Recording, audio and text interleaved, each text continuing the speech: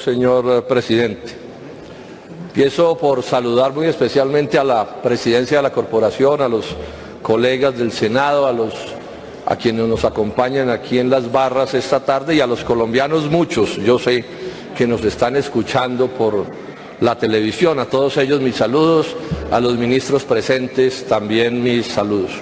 Empiezo por lamentar que el doctor Néstor Humberto Martínez, el señor fiscal, no haya venido. Él no está obligado a venir, yo lo invité por un gesto de cortesía y hubiera sido bueno que le diera la cara a Colombia, porque estamos hablando de cosas serias en las que él tiene mucho que decir. Y uno en la vida también va a sitios donde no esté obligado a ir. Bueno, lamentemos que el señor fiscal le saque el cuerpo a un debate serio en esta corporación en relación con este tema. Lo segundo es esto, yo he llamado a este debate, o hemos llamado a este debate, la verdad total sobre el caso Odebrecht, la verdad total. ¿Por qué digo la verdad total? Porque es evidente que siempre en estos debates, y particularmente en este por razones que voy a explicar, pues se mueven poderosísimos intereses que hacen esfuerzos por imponer lo que yo he llamado el tapen-tapen. O sea, por imponer o que no se sepa la verdad o que se sepan apenas fracciones de la verdad, pedacitos de la verdad. Y este debate voy a hacer un esfuerzo grande por presentar los hechos con la mayor amplitud, inclusive para informar al país, porque a estas alturas ya hay confusión en relación con que de qué se trata este asunto, porque la prensa saca y saca noticias y a la gente le queda como difícil seguir qué es lo que está pasando. Entonces buena parte de mi trabajo va a ser recopilar, señor ministro, ¿cómo está usted? Va a ser recopilar los hechos que le permitan al Senado y a los colombianos hacer el debate cada uno con la posición que quiera, pero que haya, digamos, un conocimiento básico mínimo sobre lo que aquí ha venido sucediendo. Y ha utilizado la figura del elefante por razones obvias. Entonces se acordará a Monseñor Rubiano que en el famoso caso del proceso 8000, cuando el gobierno dijo que no se había dado cuenta de nada, dijo Monseñor, díjole, pero ¿no vio el elefante que se le paseó por el jardín? Aquí estamos un poco ante ese mismo problema, ¿no? Y es que hay mucha ceguera de muchas partes y no ven los elefantes que se pasean por todas partes. Por eso hemos usado esta figura siempre en la idea de la verdad total en relación con este tema. Espero, señor presidente, que me tengan paciencia. Hoy he resumido bastante, pero si se tratara de decir todo lo que hay que decir, necesitaría por lo menos 3 o 4 horas. Aquí voy a dejar como constancia buena parte de las pruebas a las cuales me voy a referir en el debate. Y por razones del tiempo no las voy a citar con el nivel de detalle que quisiera, porque si me pongo en eso, repito, no me alcanza el tiempo que tenemos para esta intervención. En segundo término, señalar esto. En estos debates siempre hay responsabilidades legales y responsabilidades políticas. Yo voy a ir señalando cuando Senador Robledo, escúcheme un segundo, pero es mi deber en un debate tan importante por el orden. Le voy a pedir primero a los asesores de los ministros que por favor no estén en el recinto, si quieren pueden estar atrasito, no queremos ser groseros con ellos. También a Armando, por favor silencio, a los ministros también poner atención al debate, a los senadores poner atención al debate y a todos los funcionarios para que sea un debate ordenado. Siga, senador, por favor. Muchas gracias, señor presidente. Entonces estaba diciendo que en estos debates siempre hay asuntos legales y asuntos políticos. Yo a lo largo del debate voy a señalar cuando me refiero a unas cosas y a otras. O sea, la pregunta que se hacen los colombianos es, ¿habrá justicia en este caso de esta corrupción pavorosa que sabemos ha ocurrido? ¿O prevalecerá la impunidad? Porque la historia de Colombia es en buena medida la historia de la impunidad, que cuando bien salen las cosas, fritan por ahí a un pez de menor cuantía y con eso hacen la demagogia de que las cosas se aclararon. Y lo mismo sucede con las responsabilidades políticas. ¿Va a haber responsabilidades políticas en este caso? ¿O aquí todos los responsables políticamente le van a sacar el cuerpo al asunto y van a decir que no se dieron cuenta de nada? Esa es una parte del asunto. O sea, en el fondo hay que responderle una cosa a los colombianos. Vamos a repetir la historia de que en Colombia la justicia y las responsabilidades políticas son como un perro bravo que solo muerde a los de Ruana, son como un perro bravo que solo muerde a los débiles, o va a ser posible que por primera vez en la historia de este país, pienso yo, logremos que estas cosas se aclaren con el nivel de seriedad que deben aclararse. Este debate, a mi juicio, es en este sentido de la corrupción, ustedes saben que yo he hecho muchos, señor presidente, ustedes saben que yo he hecho muchos debates de corrupción. Yo diría que este es el más importante que hemos hecho. Y es el más importante que hemos hecho porque nunca habíamos tenido tantos poderes involucrados en este caso. Nunca en la historia de Colombia. Miren ustedes, tenemos a una poderosísima transnacional involucrada. Tenemos al primer banquero de Colombia, al ciudadano más rico, al doctor Luis Carlos Sarmiento, involucrado en este escándalo. Tenemos las presidencias de Álvaro Uribe y las presidencias de Juan Manuel Santos involucradas en este escándalo. Tenemos las dos últimas campañas presidenciales del 2014, también están tocadas por estos hechos. Tenemos, por supuesto, tocados por esto a toda la Unidad Nacional y al Centro Democrático, por razones obvias. O sea que a la casi totalidad de todas las dirigencias políticas que han mandado en Colombia desde hace por lo menos un siglo. Todo eso está revuelto. Y tenemos tocado, también en este caso y bastante, al que seguramente es el fiscal más poderoso de la historia de Colombia por su capacidad para intrigar y para manipular. Entonces, fíjense ustedes que aquí la lucha entre la verdad y el tapen-tapen, entre la verdad total y el tapen-tapen es una lucha. Señor ministro, yo voy a pedir un favor aquí, ya es que a uno se le va agotando la paciencia. Yo le pido al señor asesor que hable en otro lado. Nadie está obligado a estar en este recinto, nadie. A mí me basta con hablarle a los colombianos si me toca, se los digo con toda cordialidad. Pero no puede ser... Senador, yo ya lo había informado, entonces le pido a Armando, por favor, y a los que controlan la puerta, que no prohíban la entrada de asesores a este debate. Ningún asesor de ministro en este debate, por favor. A la policía que nos ayude, porque ya les había hecho un llamado de atención y los asesores siguen hablando con los senadores. Entonces, ningún asesor en este debate, por favor. Mencionemos a qué me refiero cuando toco al señor fiscal. Es el primer abogado y el primer consejero de ese colombiano más rico y el banquero más rico de Colombia involucrado en este caso. Es consejero, le han pagado. En Odebrecht, Odebrecht le ha pagado, Navelena le ha pagado Corficolombiana, es decir, Luis Carlos Sarmiento Ángulo. La plata de Odebrecht suena en los bolsillos del señor fiscal Néstor Humberto Martínez. Es socio de L.A. Piper, que es la primera o la segunda transnacional de abogados más poderosa del mundo. Santos lo puso en la fiscalía, es un fiscal de Santos. Esa fue una terna de uno, todos lo sabemos. Tiene el respaldo del Centro Democrático, lo ha expresado el doctor Oscar Iván Zuluaga y varios de sus dirigentes que le han dado el respaldo político a esa fiscalía, y es un hombre de Germán Vargas Lleras, todos sabemos, de Cambio Radical, y un hombre de Germán Vargas Lleras. O sea que estamos hablando de otro bien poderoso. Ese es, digamos, el conjunto, el contexto del debate en el que hacemos. Y en buena medida el debate se hace en un contexto por parte de buena parte de estos poderes, o de todos, pero particularmente por el señor fiscal, que desde que lo pusieron allí nos dijeron a los colombianos en tono retador: y es que ustedes no saben quiénes somos nosotros, ustedes no saben quiénes mandan en este país, ustedes no saben que en Colombia se puede poner un fiscal de esa naturaleza con una lógica que no es democrática sino plutocrática, y la democracia se refiere al gobierno de la gente, mientras que lo plutocrático se refiere al gobierno de las minorías más poderosas, y esa ha sido su conducta a todo lo largo de este debate, como además lo voy a demostrar. Entonces, la batalla del tapen-tapen y la verdad está funcionando. Ustedes miran las informaciones de la última semana y es evidente, señor ministro, les ha ido bien.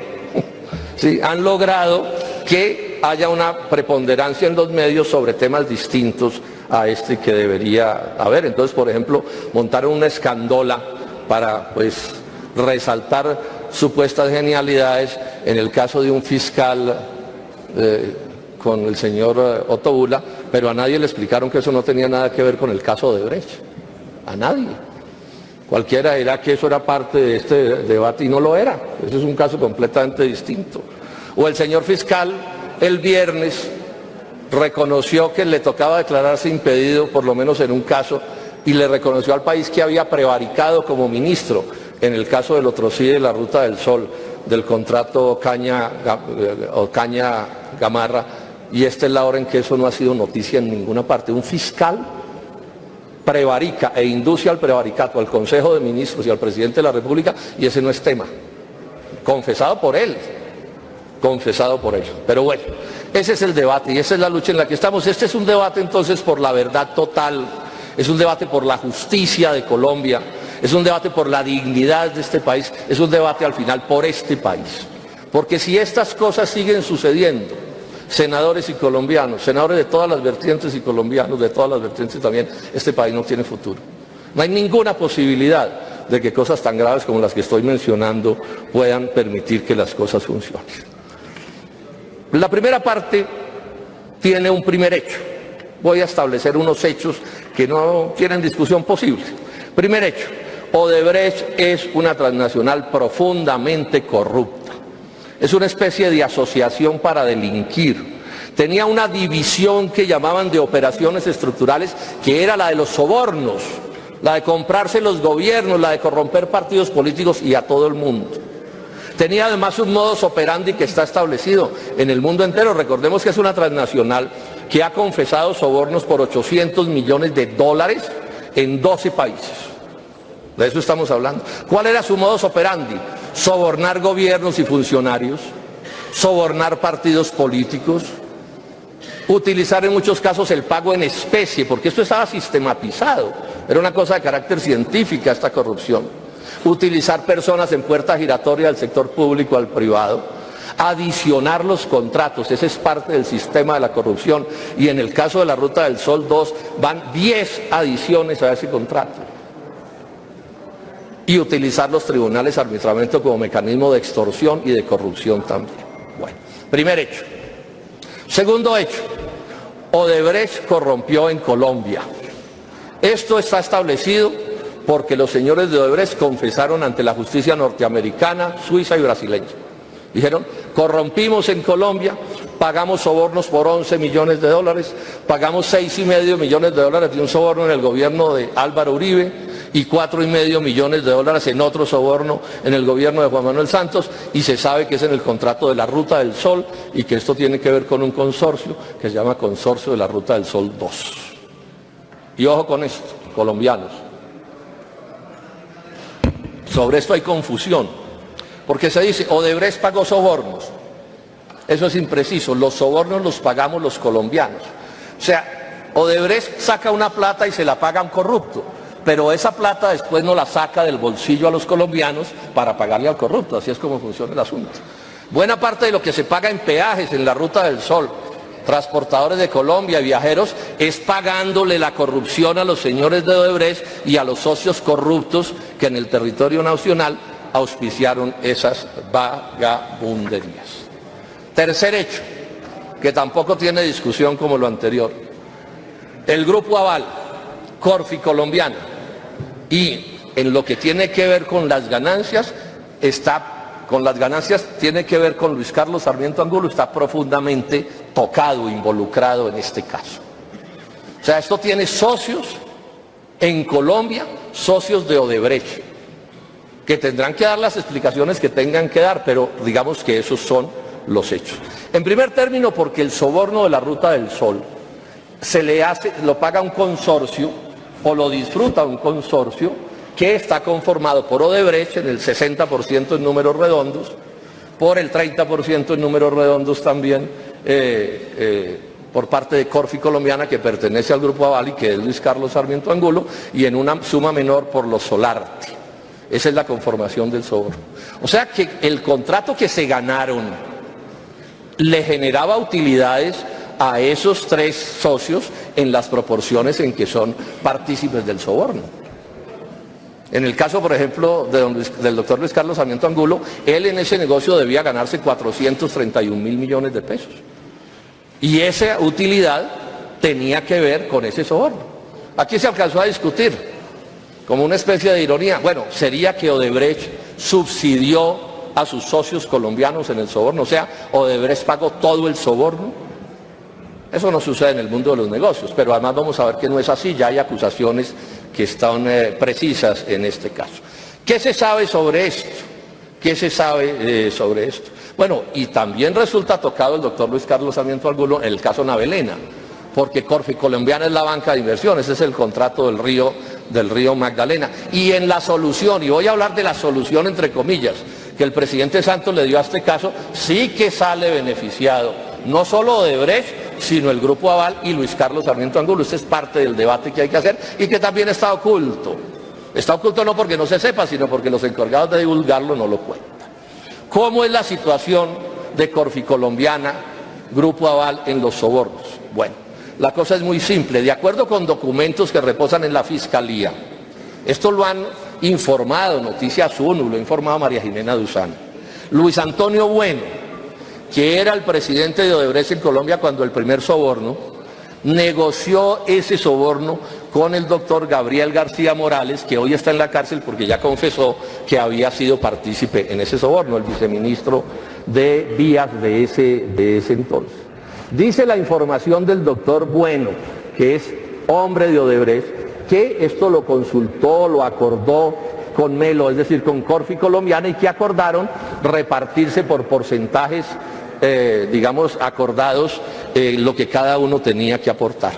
Se sabe también, porque está en los documentos oficiales al respecto, que el soborno se tramitó en el edificio, en el Centro Empresarial Capital Park, en la calle 93, número 100A28, en la oficina o en el apartamento 301, que de acuerdo con Noticias 1, pertenece o pertenecía en ese momento y hoy todavía pertenece a una de las firmas del Grupo Aval. Y hoy tiene allí Odebrecht sus oficinas. Ese soborno se tramitó en ese sitio específicamente. Bueno, ese es el hecho, esa es la denuncia que hay. Todas estas cosas serán las que tendrá que aclarecer la Fiscalía y la Justicia colombiana, pero entonces aquí empezamos la contradicción con el señor fiscal. Si él es un hombre del Grupo Aval como lo es, ¿qué garantía tenemos los colombianos de que va a asumir su función con la responsabilidad que debe asumirla? O sea, ¿quién nos da esa garantía? Si él, repito, es un hombre del Grupo Aval, si, como voy a detallar más adelante, la plata de Odebrecht corre por sus bolsillos y es bien cercano a esos dos socios de ese negocio y también fue asesor de Navelena, ¿cómo sabemos que va a hacer la investigación revertida para establecer las cosas que hay que establecer en esto? Y planteo una pregunta: ¿hasta dónde se supo el soborno que aparece en la acusación en el Grupo Aval? ¿Eso fue solo una decisión del señor José Elías Melo? ¿Lo supo o no lo supo el propio Luis Carlos Sarmiento Angulo? Estamos hablando de un soborno de 11.550 millones de pesos. ¿Se puede esconder 11.550 millones de pesos en la contabilidad de una empresa? Son preguntas que los colombianos nos estamos haciendo con todo derecho. Hay que establecer la verdad sobre esto. ¿Y quién la va a establecer? ¿Néstor Humberto Martínez? Es que la función de la Fiscalía es prender la luz en medio de la oscuridad, es coger la linterna y alumbrar en los rincones. ¿Y qué garantía tenemos de que eso va a suceder? Y esto lo dejo planteado simplemente como un ejemplo.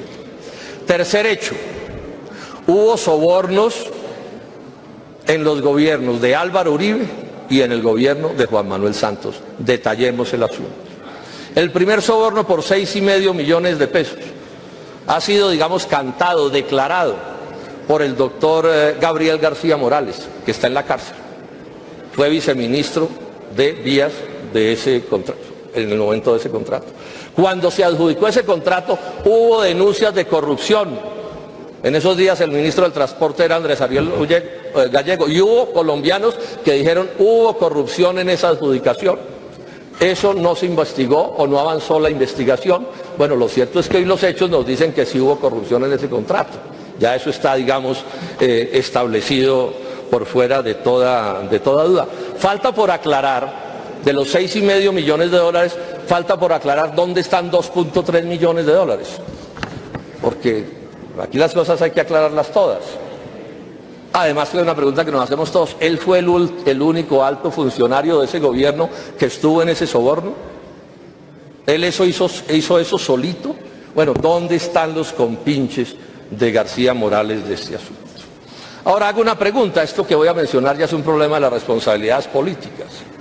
¿Quién es Gabriel García Morales? ¿De dónde salió?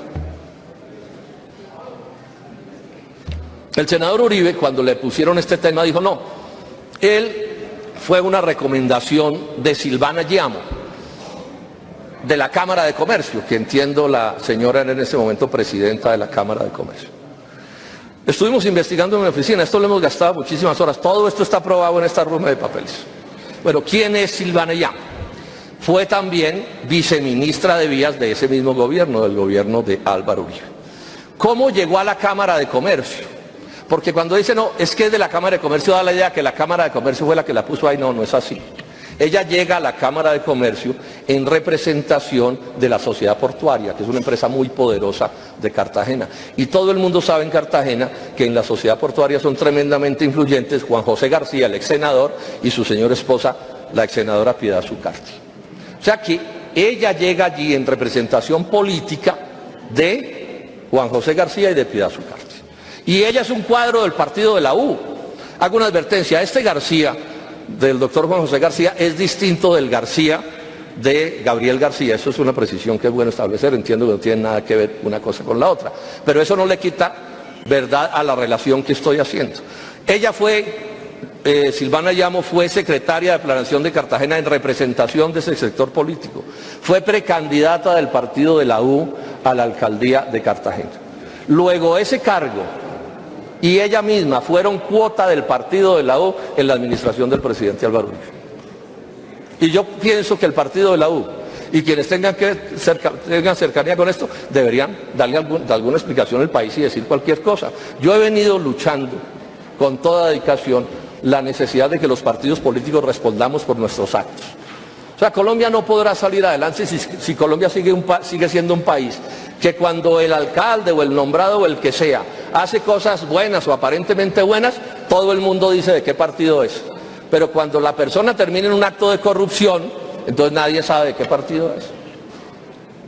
Insisto en señalar, por ejemplo, nadie sabe de qué partido es en Colombia el señor Álvaro Cruz, que fue exgobernador de Cundinamarca y está en la cárcel por el carrusel de la contratación. Y ustedes hagan el ejercicio de preguntar y nadie sabe. Bueno, pues debería saberse, porque eso es parte de la responsabilidad política de los partidos. No puede ser que solo se sepa cuando son algunos y determinados partidos los que terminan involucrados en ese asunto. Cuarto hecho, las platas de Odebrecht a las campañas presidenciales. Del 2010 y del 2014. Está establecido que entró plata de Odebrecht a la campaña presidencial de Juan Manuel Santos del 2010. Está establecido, lo confesó el doctor José Roberto Prieto, que entraron $400.000. En aras de la brevedad no voy a entrar en detalles para qué entraron, pero entraron $400.000.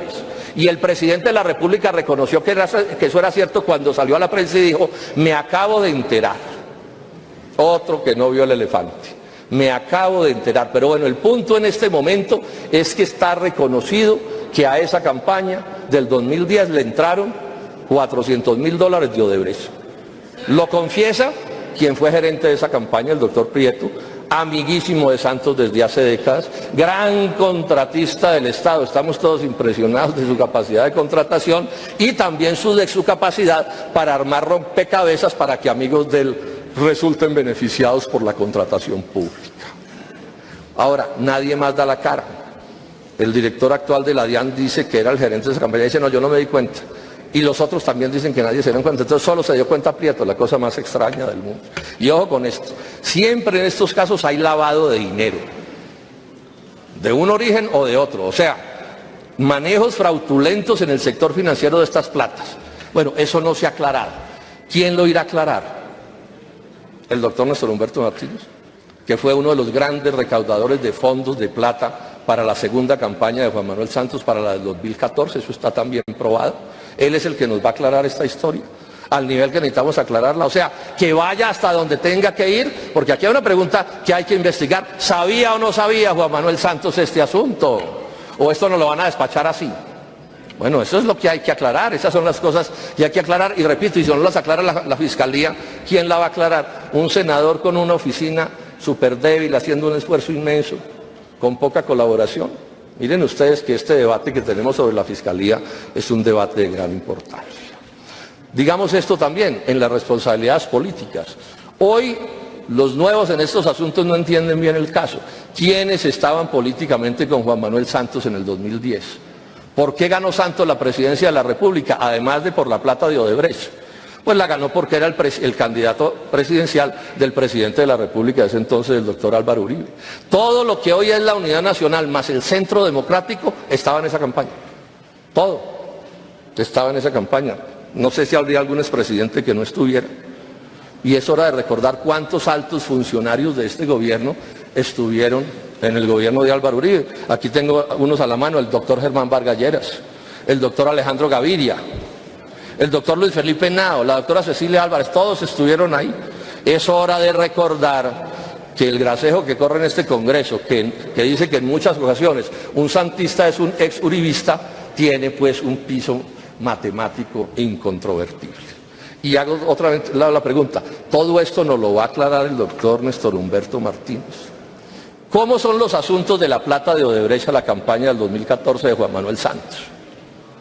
Aquí hay toda una discusión y unas controversias que tendrán que irse clarificando, bueno, o que no se clarificarán nunca. Si triunfa el tapen-tapen, al final nada se va a saber. Y veo mucho poder, doctor Cristo, mucho poder, silenciando el debate. Lleva 3 semanas desaparecido el debate de los grandes medios de comunicación. Desaparecido el debate. Tengo que reconocerle su cierta eficacia. Desafortunadamente para quienes están en el tapen-tapen, debates como ese se hacen. Hay 2 hechos graves en relación con la plata de Odebrecht de esa campaña. Un primer hecho.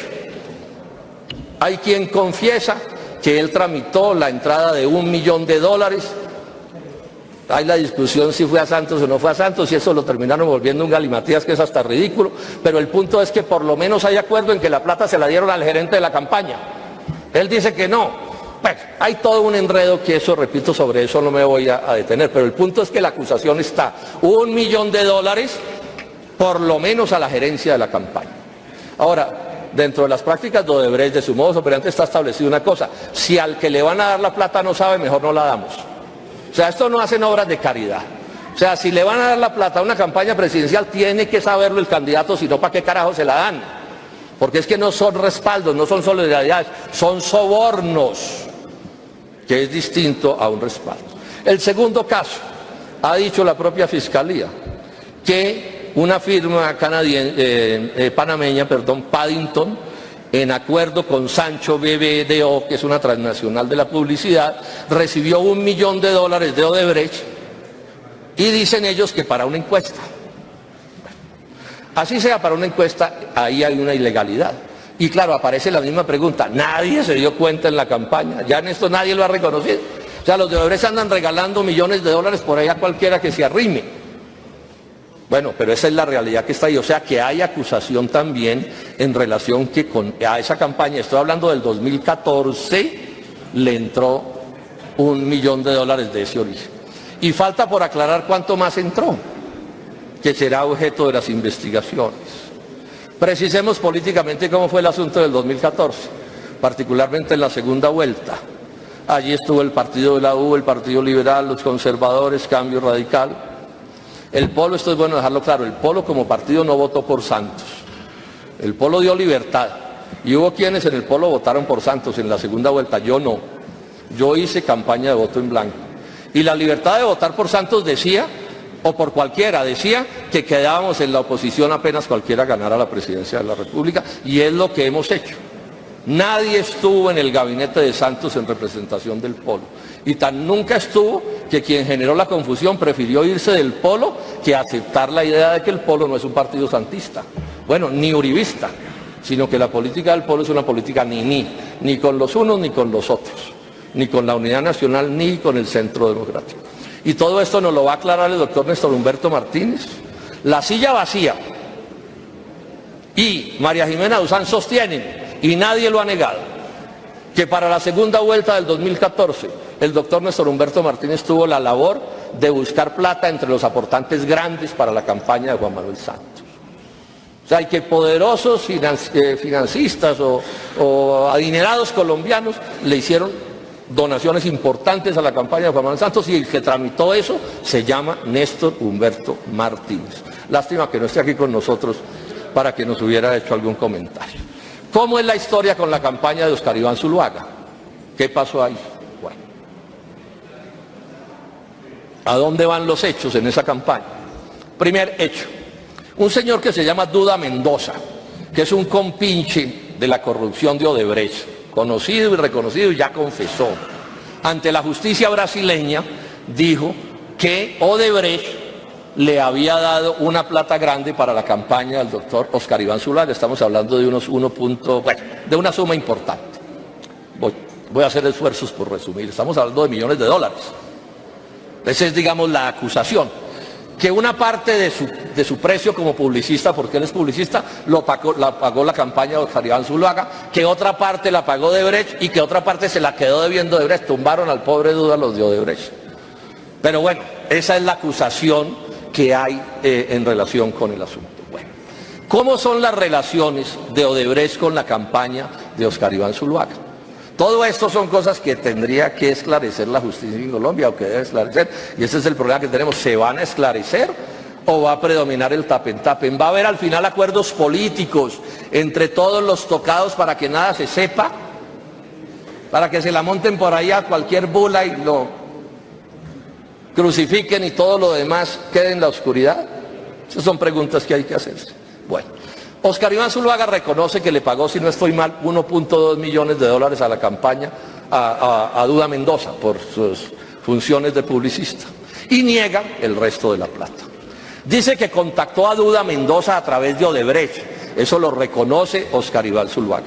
Dice que viajó a Sao Paulo, el candidato Zuluaga, que fue con su hijo y con el senador Iván Duque a una reunión para tratar sobre estas cosas en Sao Paulo.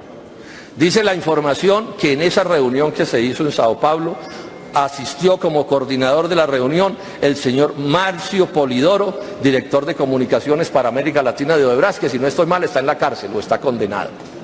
Esa es una realidad. Y el periódico El Tiempo dice que también estuvo en esa reunión Luis Antonio Bueno, exdirector en Colombia de Odebrecht, que ya confesó fue el que organizó y pagó el soborno a Gabriel García Morales. Bueno, y fue a esa reunión, ojo con esto, a esa reunión asistió un personaje al que hay que echarle ojo en esta historia, que se llama el doctor Daniel García Arizabaleta. Fue a esa reunión y, de acuerdo con información del senador Uribe, el viaje se lo pagó Odebrecht. O sea, Odebrecht le paga a Daniel García Arizabaleta el viaje para que vaya a esa reunión, cuyos detalles pues están por precisarse. Hay versiones que son distintas. Bueno. Esto condujo, yo creo que era inevitable que condujera eso, a que el doctor Zuluaga tuviera que apartarse de su campaña presidencial. Eso era insostenible.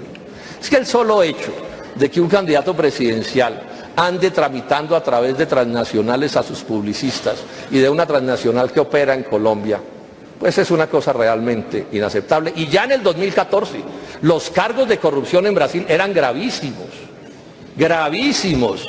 En el 2014 de Odebrecht ya el lavallato había estallado, ya estaban pasando 1000 cosas. O sea, no había que ser un genio para darse cuenta que se estaban moviendo cosas extremadamente graves. Luego, no me sorprende que haya dado un paso al costado en relación con esa campaña. Ahora, ¿quién es Daniel García Arizabaleta? ¿Quién es Daniel García Arizabaleta? Y esto ya tiene que ver con responsabilidades políticas, bueno, y hasta legales de pronto, pero voy a hablar de responsabilidades políticas de este personaje. García Arizabaleta fue entre 2010 y 2013 contratista de Odebrecht en Colombia. Entre el 2010 y el 2013 fue contratista de Colombia. Eso, bueno. Entre el 2002 y el 2009 hizo una carrera larga en el gobierno del presidente Álvaro Uribe. Todos esos años estuvo allí, fue asesor de la Presidencia de la República, fue director de Coldeportes, fue director del Invías, Esto es clave en todo este rompecabezas, fue director del Invías. Bueno. Y en el 2008, en noviembre, lo sancionó la Procuraduría por 11 faltas disciplinarias gravísimas, incluida una de falsificar su hoja de vida. En Colombia, en el mar de la corrupción, dirán que ese es un asunto menor, meterle mentiras a la hoja de vida. Bueno, a la Procuraduría, a las 2 Procuradurías que les tocó el caso, no les pareció un asunto menor y lo sancionaron con una sanción de 15 años. Con este asunto, que es un detalle que hay que señalar, a él lo sancionan en noviembre del 2008 y se queda en el puesto tan campante hasta enero del 2009, cuando pide una licencia no remunerada para apartarse del cargo, mientras más adelante termina saliendo por su sanción. Bueno. Y en junio del 2010, o en esas semanas, en que está haciéndose el empalme entre el gobierno de Álvaro Uribe y el de Juan Manuel Santos, cuando todavía eran amigos, en el empalme en el Ministerio del Transporte aparece el doctor García Arizabaleta, que no podía ser nombrado a nada, aparece en ese empalme. Y por supuesto accedió a información confidencial, porque eso es de lo que se trata en ese tipo de eventos, a información privilegiada. Y ya había dicho, entre el 2010 y el 2013 lo contrata Odebrecht. Lo contrata Odebrecht a este personaje que había estado en el Invías. Y en el 2013 juega un papel importantísimo en la campaña del Centro Democrático al Senado, casi que resulta ser senador. Lo que pasa es que al final entiendo que no se pudo porque tenía unas inhabilidades de ley. Y en el 2014 aparece con un puesto alto en la campaña de Óscar Iván Zuluaga. Con un cargo alto en la campaña de Óscar Iván Zuluaga. O sea, él sale de su asesoría en Odebrecht a un cargo alto en la campaña de Óscar Iván Zuluaga. Y hoy entiendo que hace parte de la Dirección Política Nacional del Centro Democrático, este personaje. Y hay un detalle que es como increíble, pero que es cierto. De acuerdo con la prensa, se está negando a declarar tanto en la Fiscalía como en el Consejo Nacional Electoral. La teoría que se ha inventado el doctor García Arizabaleta es que los funcionarios que hacen eso, los fiscales y los consejeros electorales, como que no están haciendo bien su papel, y entonces él se niega a dar declaraciones al respecto de cuál es su papel en esto. Y su papel en esto, por supuesto, que es digno de ser investigado. O sea, si hubo plata de Odebrecht en la campaña de Óscar Iván Zuluaga, ¿qué tendría de raro que García Arizabaleta sea el que la haya tramitado y el que la haya negociado? ¿Cuál sería la sorpresa de eso? Eso lo tendrán que establecer los jueces, pero los hechos están ahí. Y los hechos deben llevar a que las investigaciones se desarrollen hasta donde tengan que desarrollarse. Terminando ya esta parte de la intervención, digo una cosa que tampoco resulta de buen recibo decir, pero alguien la tiene que decir. Las platas que entran a la campaña de un presidente favorecen a su vicepresidente.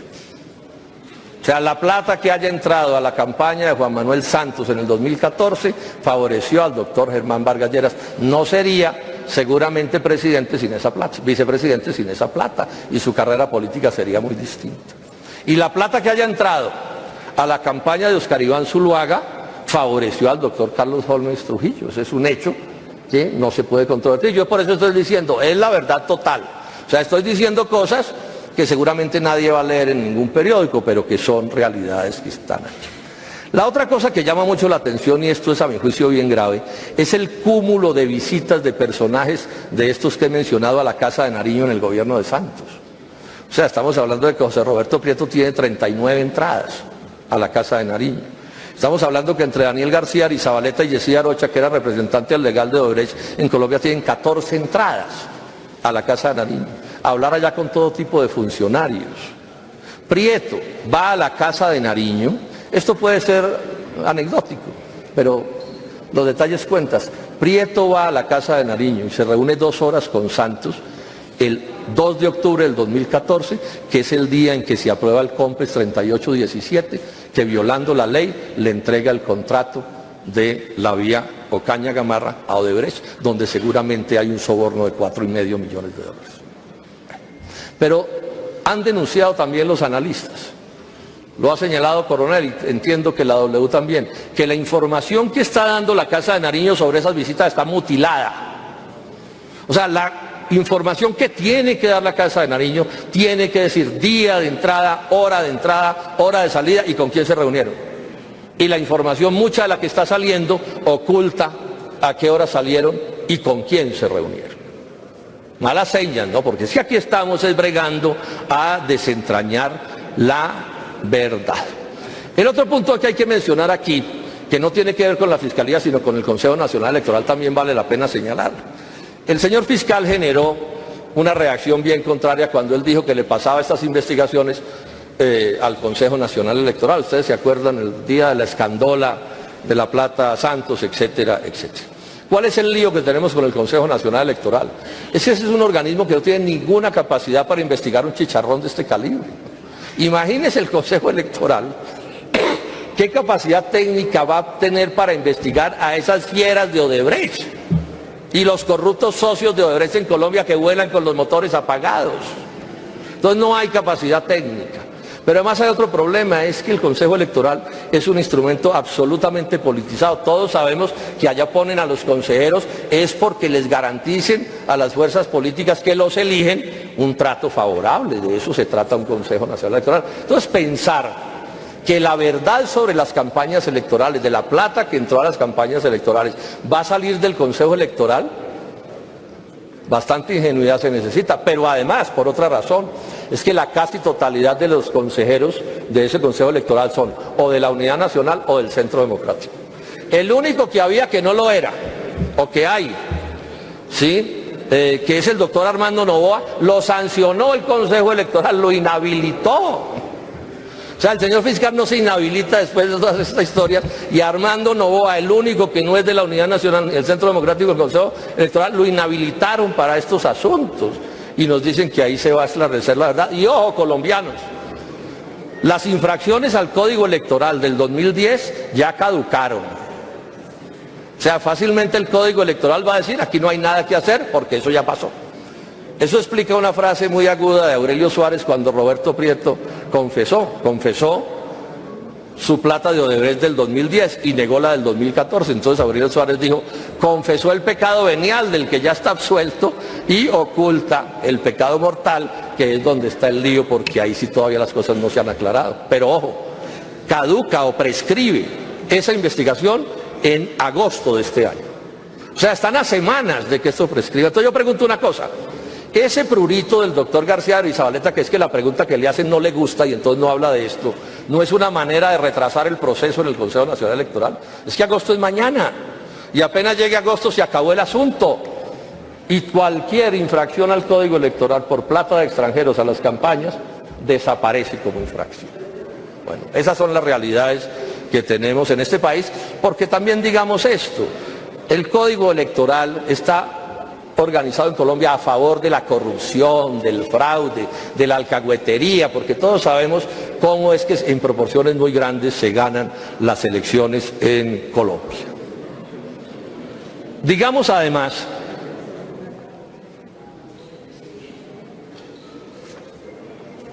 ¿cómo es lo de los impedimentos del señor fiscal? Esto es una cosa que es fácil de entender, relativamente fácil de entender.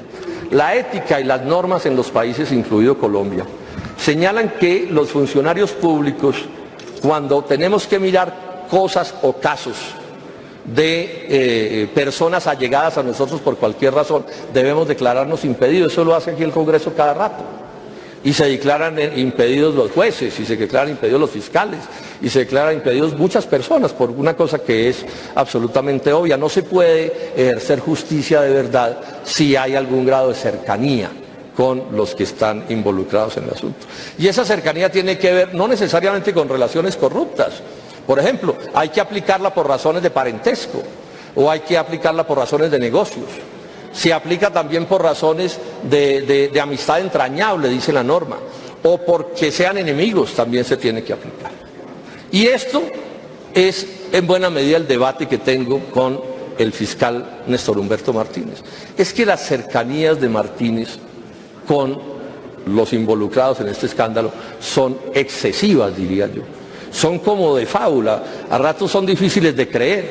Miren ustedes, dos exfuncionarios que trabajaron con el Grupo Aval o con alguna entidad de estas, que trabajaron con Néstor Humberto Martínez, dicen que entre el 80 y el 90% de los negocios de ese bufete se hacen con el Grupo Aval. O sea, es ese grado de dependencia. En segundo término, digamos esto, Martínez no es el abogado del Grupo Aval, no, es el consejero del Grupo Aval. Eso es una relación de cercanía mucho más grande que la que alguien podría imaginarse. Voy a resumir en 5 negocios el bufete de Néstor Humberto Martínez le asesoró al Grupo Aval negocios por 3.557 millones de dólares. O sea, estamos hablando de un grado de dependencia inmensa. Son amigos entrañables las dos familias, es apenas obvio que sean así. Pero además miren ustedes esto, Néstor Humberto Martínez tiene 3 contratos de asesoría con el consorcio de la Ruta del Sol, donde está el negocio de Luis Carlos Sarmiento Angulo y donde está Odebrecht. 100 millones de pesos le pagaron por esa asesoría. Es asesor también de Navelena, donde el Grupo Aval es asesor de Navelena, Odebrecht, o no es asesor, es nada menos que la banca de inversión. Sobre esto Martínez intentó mentir y engañar y enredar, hasta el punto de que nos tocó llegar la invitación hasta este grado. En Navelena Martínez usó 2 nombres jurídicos distintos para sus empresas. Y en la Ruta del Sol hizo 3 contratos y utilizó 3 nombres diferentes. ¿Saben qué nos dieron las investigaciones? Que en los últimos años ha hecho negocios con 24 nombres diferentes. 24. Para que los colombianos me entiendan, eso es como que alguien tenga una tienda y haga negocios con 24 cédulas distintas. De esas es el tipo de cosas de las que estamos hablando. Esa además ya lo dijo un hombre de Germán Vargas Lleras. Y su hijo Néstor Camilo Martínez es el representante legal de DLA Piper Martínez Beltrán. Eso se llama Martínez Beltrán o Martínez Neira, dependiendo de en qué anda el señor fiscal, si tiene un cargo público o no. Y dice DLA Piper que entre sus clientes están todas las empresas del Grupo Aval y el concesionario de la Ruta del Sol. Dicen ellos, y ojo con esto, ahí lo mencionó Noticias 1 el domingo, el 7 de abril pasado, el hijo del fiscal renunció a un poder de un contrato que tenía como abogado con Corficolombiana en un pleito que no vale la pena detallar qué es. O sea que el 7 de abril el bufete del hijo del fiscal tenía grandes contratos comprobados con Corficolombiana y con Luis Carlos Sarmiento Angulo. Y eso también genera inhabilidades, porque las inhabilidades se predican también de los familiares cercanos. Entonces Néstor Humberto Martínez, que es astuto, dice no, lo que pasa es que yo no me declaro impedido porque los fiscales son autónomos. Y eso pues, como las cosas de él, mire la frase que usa, dice, son autónomos, con arreglo a la ley. Y cuando ustedes leen la Constitución dice que no son autónomos, que son autónomos con arreglo a la ley. Pero la Constitución lo que dice es que es el fiscal, no voy a leer el artículo, lo que dice es que el fiscal tiene todo el derecho de removerlos, de nombrarlos, de quitarles los procesos, y que es el que les dice cuál es la línea jurisprudencial que tienen que aplicar. Y hace nada, el doctor Martínez aprobó una resolución, la 1035, que endureció el poder del fiscal sobre sus fiscales, que inclusive le permite a él aplicar medidas disciplinarias al fiscal que llegue a desalinearse.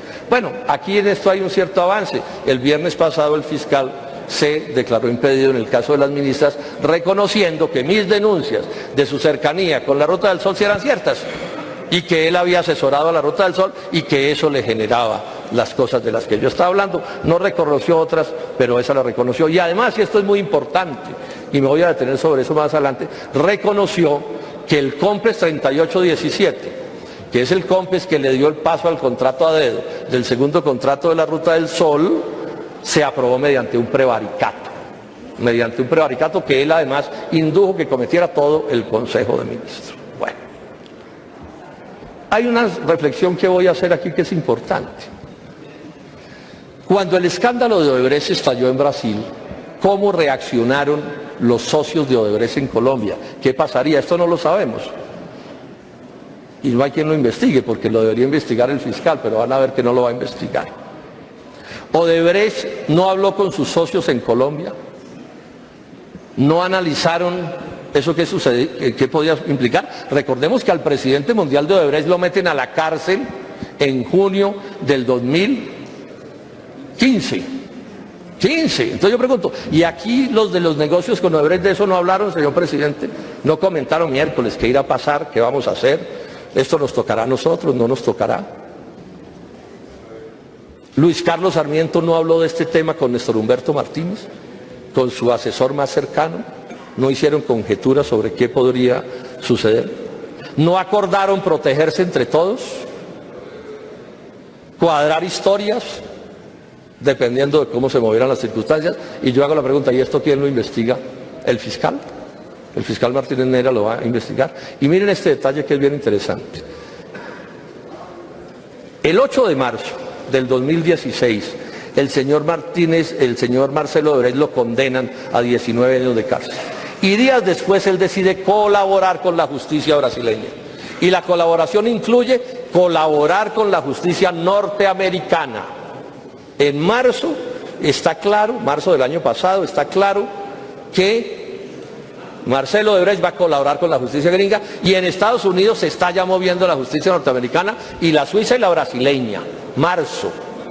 Y en abril, el 4 de abril, el doctor Néstor Humberto Martínez plantea su aspiración a la Fiscalía General de la Nación. O sea, cuando eso ya se sabía, allá. Alguien escribió un artículo en un medio en internet y se preguntó, el doctor Martínez llegó a la Fiscalía teniendo como uno de sus encargos atender lo que iba a pasar en Colombia con el escándalo de Odebrecht. Porque se sabía que el escándalo venía. Ya la justicia norteamericana a través de la FIFA había dicho, ojo que aquí el que delinca por allá, también podemos ir por él si pasó la plata por aquí. Y esta es una pregunta que los colombianos nos estamos haciendo. O sea, todos dijimos cuando nombraron a Martínez Neira que Luis Carlos Sarmiento quedó con fiscal propio, ¿o no? ¿No fue eso lo que se dijo en todos los corrillos en Colombia? Bueno, y ese fiscal propio no incluía proteger al Grupo Aval de estas cosas que las que estamos mencionando. Esto tendrían que establecerlo las investigaciones. Pero pensar el asunto, tenemos todo el derecho a pensarlo. No puede estar en este momento el fiscal contratado por Luis Carlos Sarmiento Angulo ahí en ese puesto. ¿Hay algún investigador que me pueda decir a mí con seriedad que eso hay que descartarlo de manera absoluta o debe ser una línea de investigación? Pero aquí tenemos un lío, ¿y quién determina esa línea de investigación? Y entonces el fiscal llama a un fiscal y le dice, oye, investígueme a mí. Esa es la realidad en la que estamos.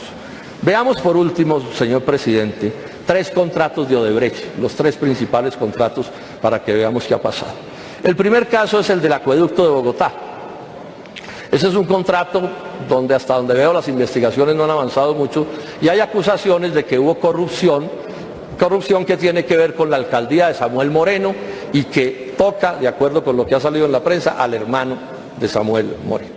Sobre este tema, porque esa fue una alcaldía del Polo, pues lo que yo simplemente digo es que sobre el Polo sobre esos hechos en general del carrusel de la contratación ha asumido todo tipo de responsabilidades políticas y las seguiremos asumiendo. Esas responsabilidades políticas, sobre todo para una fuerza como la nuestra, son ineludibles porque no dejan de mencionarlas y las seguiremos asumiendo. Y que la justicia caiga con la fuerza y con el rigor que tenga que caer sobre ese caso. Ese es un problema que lo tienen que resolver los jueces. Yo simplemente agrego a los fariseos y a los corruptos, hablando de ese tema no van a callar al senador Robledo. No se hagan esa ilusión. No lo van a callar.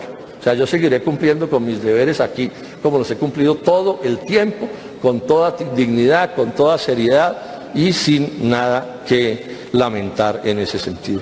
Pero además me hago esta pregunta, ¿no es muy lamentable que ese caso no se hubiera esclarecido por la justicia colombiana oportunamente, como no se esclareció oportunamente el del contrato del 2009 de la Ruta del Sol? O sea, no es muy lamentable para Colombia que sea la justicia extranjera la que nos diga qué es lo que está pasando en el territorio nacional. Esto es una tragedia del país. Y sobre esto deberían asumir responsabilidades todos los que han gobernado a Colombia. Y hay otro detalle de este caso, que no deja de ser una curiosidad y debo mencionarlo porque hemos dicho es la verdad total. El gerente del acueducto, que es tocado por estas acusaciones, se llama Jorge Pizano. A los 6 meses de haber renunciado a su cargo el doctor Jorge Pizano, dice él, el doctor Luis Carlos Sarmiento Angulo lo llamó muy amistoso y lo contrató para trabajar en la Ruta del Sol. Eso también debería ser una línea de investigación. O sea, ¿por qué esa persona que hoy termina involucrada termina trabajando en la Ruta del Sol? El otro caso que voy a mencionar es el caso de Navelena. Este puede ser uno de los más escabrosos y donde sale peor parado el señor fiscal. ¿Cuál es el caso de Navelena? Es el contrato del Río Magdalena. Ese es un contrato donde Odebrecht tiene el 87%, Julio Verlaine, entiendo que con su familia tiene el 13% a través de una empresa que se llama Valorcom, pero el 87% lo tiene Odebrecht. Bueno, el escándalo en Estados Unidos estalla el 21 de diciembre. El 21 de diciembre. Y el 22 de diciembre, o sea, el 21 de diciembre Estados Unidos dice sobornos por 700 millones de dólares, 11 millones en Colombia. Y al otro día, el 22 de diciembre, la Fiscalía le abre una indagación a Navelena. Al otro día, en plena Navidad, le abre la indagación. Qué rapidez, qué eficacia. Y el 5 de enero, 11 días hábiles después, el señor fiscal sale y da una declaración a los medios diciendo que hoy, dice el fiscal, hoy la Fiscalía ha descartado la posibilidad de corrupción en el caso de la adjudicación de las obras del Río Magdalena. Ha descartado la posibilidad en una investigación de 11 días. Speedy Martínez, podríamos decirle al doctor Martínez. En 11 días se abre y se cierra una investigación de un calibre como esto y además los absuelve hasta de la posibilidad. Hay que ser muy irresponsable en la vida para hacer una cosa de este corte. Si es que no le caben calificativos peores. En otro país se cae. ¿Cómo así que un fiscal general de una nación abre y cierra una investigación en 11 días de un escándalo internacional y con esa determinación? Pero bueno, lo hizo. En parte mi oficina con José Roberto Acosta, que está por aquí de Justicia Tributaria, entramos a mirar este asunto porque dijimos, bueno, pero aquí sí tiene que haber gato enmochilado. ¿Qué es esto? Bueno, y nosotros ya veníamos detrás de ciertas pistas. Miren los elefantes que no vio el señor fiscal Martínez Neira, que algunos dicen que es el mejor fiscal de la historia de Colombia. Pónganle cuidado. Para ese momento, todo lo que hoy se sabe en Navelena ya se sabía en ese momento, o se podía saber. El Banco Agrario le había prestado 120.000 millones de pesos a Navelena Odebrecht y ya en ese momento la deuda estaba vencida. El 5 de enero estaba en mora y el fiscal no vio ese elefante. Y no vio que ese crédito se aprobó de manera ilegal. Ilegal porque el presidente de Odebrecht estaba en la cárcel. O sea, ningún banquero que maneje su negocio con seriedad le da un crédito a una empresa cuyo jefe está en la cárcel y en un escándalo internacional de este calibre. Porque el crédito se lo dan en diciembre del 2015. En ese momento ya la Superintendencia de Sociedades de Colombia había dicho que una de esas firmas de Odebrecht estaba quebrada. Estaba en causal de disolución. Se los prestan la plata además con una tasa de interés ilegal, extremadamente baja. Se lo prestan sin garantía prácticamente. ¿Saben cuál fue la garantía? Para un crédito de 120.000 millones de pesos, le preguntaron a los de Navelena Odebrecht, oye, ¿y ustedes con qué van a pagar? Pero no, tranquilos, nosotros estamos hablando con otro banco para que nos preste una plata y cuando ese banco nos preste la otra plata, nosotros les pagamos a ustedes. Háganme el favor. Cuando era obvio que ya no iba a haber cierre financiero porque ningún banquero global iba a ser tan estúpido de prestarle a Odebrecht en Colombia 2,5 billones de pesos para el cierre financiero. Y los banqueros del Banco Agrario, violando todos los criterios del buen banquero, le prestaron la plata. El crédito, ya dije, estaba en mora. Hoy está perdida esa plata, los 120.000. Sobre esto siguen engañando, señor ministro de Agricultura. Échele ojo, siguen mintiendo en el Banco Agrario. La plata está perdida, como lo voy a demostrar. Ya el Banco Agrario puso en, ¿cómo se llama? En condición de ¿en qué? No, eso tiene un nombre distinto. Eso se llama en cajón, no.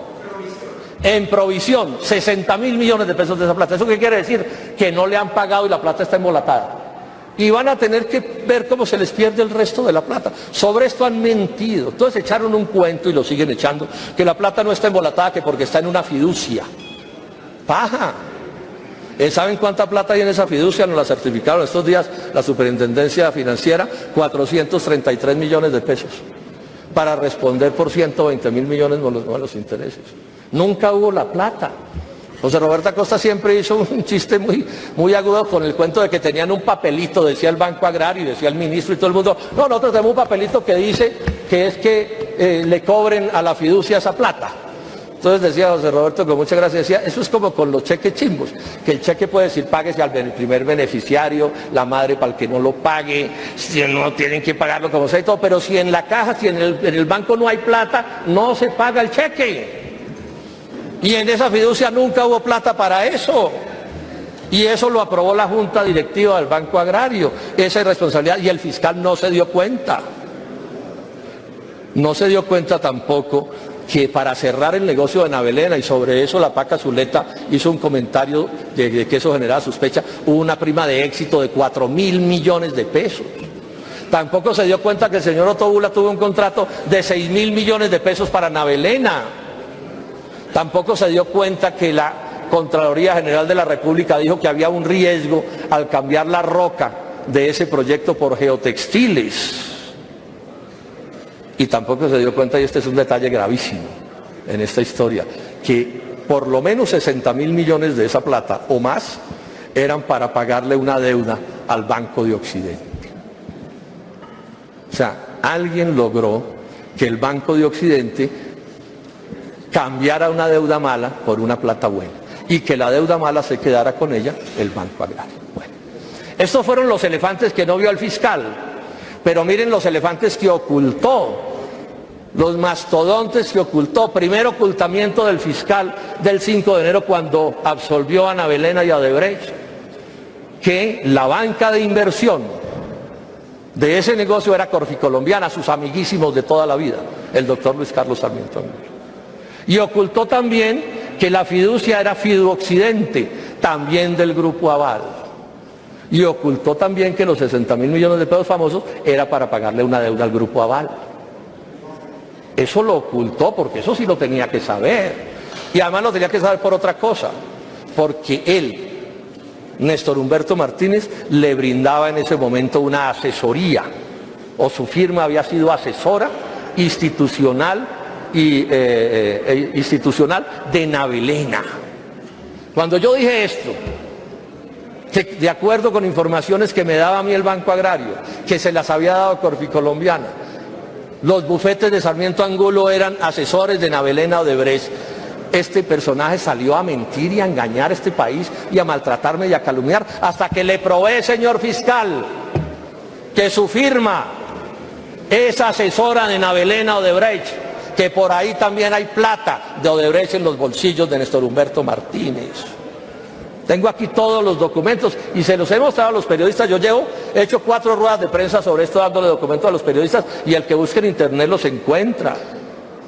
La firma con la que se hizo ese negocio se llama Martínez Neira Abogados. Perdón, esa fue una que usó, y al final usó MNA Martínez Abogados. Ahí están los documentos. Y este elefante nos lo ocultó el personaje. Y ojo con esto, la mala fe de Corficolombiana en este negocio es manifiesta. ¿Cuál es la historia? Corficolombiana tiene una deuda de 60.000 millones de pesos, o mejor, Navelena le debe a Corficolombiana, al Grupo Aval, 60.000 millones de pesos. Y Corficolombiana se va para el Banco Agrario, señor ministro de Agricultura, y cuadra las cosas para que la Junta Directiva del Banco Agrario, en un acto de irresponsabilidad, incluso dolosa, sin las garantías suficientes, le presta 120.000 millones de pesos a Navelena para que le pague al Banco de Occidente esa deuda. Señor superintendente financiero, me le pone el ojo a esto, porque así no se puede manejar el sistema financiero. O sea, el privado, el doctor Luis Carlos Sarmiento Angulo, coge una deuda mala de su banco privado y la convierte en deuda pública para que sea el sector público de Colombia el que pierda la plata, y les da todas las garantías que no les dan en ese banco a las gentes del agro, les prestan la plata a menos de lo que le prestan a los campesinos y a los empresarios, etcétera, etcétera. Y el fiscal, como si fuera poco, no acusa a la Junta Directiva del Banco Agrario. Anda por ahí persiguiendo funcionarios de tercera categoría del Banco Agrario. Y si tienen que responder, que respondan. Pero, señor fiscal, yo aquí le acuso formalmente a toda la Junta del Banco Agrario por haber dado ese préstamo en las condiciones en las que lo dio. Aquí no van a coger y se la van a montar a 3 o 4 de quinta categoría para ocultar las decisiones. Y en esto tienen una responsabilidad inmensa el ministro de Hacienda, que es de la Junta Directiva de ese banco, y el ministro Iragorri, que también es de la Junta Directiva de ese banco. Así las cosas las hagan a través de sus suplentes. Pero la responsabilidad política no se les pierde por eso. Tienen que responder políticamente por eso. Otra vez le pregunto al fiscal, ¿cuál era el afán de absolver a Ana Belén en 11 días? ¿Por qué la investigó en plena Navidad cuando nadie se daba cuenta? ¿Solo hay responsabilidad y negligencia en el Banco Agrario? Lo que estaba era enterrando un cadáver, ¿sí?, para que los colombianos nunca pusieran los ojos sobre Ana Belén. Y si los ojos no los pone José Roberto Acosta sobre Ana Belén y no los pone la oficina del senador Robledo, ¿quién los hubiera puesto? No andarían en Ana Belén pavoneándose con una absolución del gran fiscal general de la nación colombiana. Miren ustedes que el debate que estoy haciendo no es un debate de menor cuantía. Aquí estamos hablando de los intereses públicos, de la plata de la gente, de los pobres de Colombia, de los campesinos, y a los que nadie les presta un centavo y tienen que irse para el gota a gota, mientras estas altas burocracias hacen actos de irresponsabilidad como este que estoy mencionando. Cuando estábamos en estos debates, yo un día dije en algún medio, oye, ¿y el doctor Vargas Lleras no va a decir nada de toda esta cosa? Porque esos son vías 4G, las de la costa, y Ana Belén tiene que ver con eso también. Entonces yo dije simplemente, ¿y el doctor Vargas Lleras cuándo va a decir algo de esto? Yo soy de los que creo que la gente tiene que responder en las buenas y en las malas. Entonces él salió y me dijo, se equivoca el senador Robledo. Nunca intervine en el caso de Ana Belén y con el cual no tengo nada que ver, categórico. E incluso hizo sus ironías en los medios de comunicación. Bueno, con tan mala fortuna para él que el día en que él dijo eso, en ese mismo momento, el doctor Carlos Fernando Galán, senador de Cambio Radical, o sea, compañero de Germán Vargas, que está aquí sentado con nosotros, tira un trino en simultánea. ¿Qué dijo el doctor Galán en el trino? Dijo, Vargas Lleras llamó al ministro de Agricultura para decirle que no estaba de acuerdo con que el Banco Agrario le diera ese crédito a Ana Belén. Cortocircuito. Vargas Lleras dijo, yo nunca me he metido en eso, y su vocero aquí en el Senado dice que sí, que Vargas Lleras le dijo a Iragorri que no dieran ese crédito. Se quedaron mudos varios días. Varios días después, el doctor Iragorri, en una rueda de prensa entonces, ¿qué le dice a los periodistas que por supuesto le preguntaron? Entonces él dice, mire, lo que pasa es que aquí hay una confusión. Son dos créditos. Uno, que es el del caso, pues, de las denuncias estas de las que estoy hablando, y otro. Y a mí un día, dice él, me llamó, si tuviera tiempo pasaba el video y la cosa, me llamó, dice Iragorri, me llamó Vargas Lleras por teléfono y me dijo, oiga, no le vayan a prestar más plata a esos tipos de Odebrecht. Y además se lo dijo en el Consejo de Ministros, todo eso lo cuenta el doctor Iragorri, que es buen conversador, ¿cierto? Sí. Y entonces dice, pero ¿dónde está la confusión? Es que él no se estaba refiriendo al crédito que se aprobó, sino a un segundo crédito. A un segundo crédito. Entonces, bueno, quedamos en un lío, quedamos con tres versiones. La versión de Vargas Lleras de que nunca se asomó por Ana Belén. La segunda versión del doctor Galán, que dice que le dijo al ministro de Agricultura que no prestaran plata. Y la tercera del ministro, que dice, no, es que estábamos hablando de créditos diferentes. Le preguntamos al Banco Agrario como corresponde, ¿cuál es la historia del segundo crédito de Odebrecht en Ana Belén? Y dicen que no se solicitó ni se ha solicitado a esta entidad crédito alguno diferente al crédito de los 120.000 millones de pesos. O sea, otra versión. Otra versión. Entonces, bueno, iba a decir que averígüelo Vargas, pero creo que el chiste no cae pues muy bien que digamos aquí en este asunto. Bueno, eso lo deberían aclarar las autoridades, porque ojo, no es un chiste. El vicepresidente violó la ley cuando le ordenó al ministro de Agricultura que parara ese crédito. Pues segunda versión. O sea, el vicepresidente no podía meterse en los asuntos internos del Banco Agrario. Eso es extralimitación de funciones, eso es abuso de autoridad. Si algo debe ser respetado y respetable es la decisión de los bancos de actuar con autonomía y no de acuerdo a las órdenes que les den los altos funcionarios del Estado. Terminemos con el tercer caso, que puede ser el más carnudo, que es el de la concesionaria de la Ruta del Sol. El primer soborno ya está mencionado y sobre eso se podrían decir más cosas, pero creo que es suficiente. ¿Cómo es el caso del segundo soborno? A ellos les adjudicaron una vía en el primer negocio, una vía que va de Puerto Berrío a San Roque, o sea, una vía norte-sur del centro del país a la costa atlántica. Eso se lo ganaron con una licitación que fue corrupta, ya se sabe. Parte de la corrupción fue que los dos competidores los eliminaron, luego los del consorcio de la Ruta del Sol se quedaron solos en la competencia. Bueno, les adjudicaron eso, así ocurrió. ¿Qué es lo nuevo? Lo nuevo es que en algún momento el gobierno les concede otro negocio, que es una vía que llamamos Ocaña-Gamarra. Me pide, senador Robledo, me pide el senador Alexander López que hay mucha bulla y la verdad sí, yo le he pedido a las personas de la entrada que por favor nos ayuden y además le pido a todas las personas que están atrás que por favor se retiren del recinto. Sí, yo porque me además uno a ese veo llamado. con respeto muchos candidatos de la Corte Constitucional, pero pues digamos que no estamos en... ¿Por qué no nos respetan un poco de nuestra actividad? No estamos Yo sé en que momento de lobby. las cosas del Congreso se supone Le que a nadie le importa, pero sería mínimo por favor como de que la urbanidad. todo el que no sea senador o representante, Señoras, allá que por atrás. favor atrás. Atrás.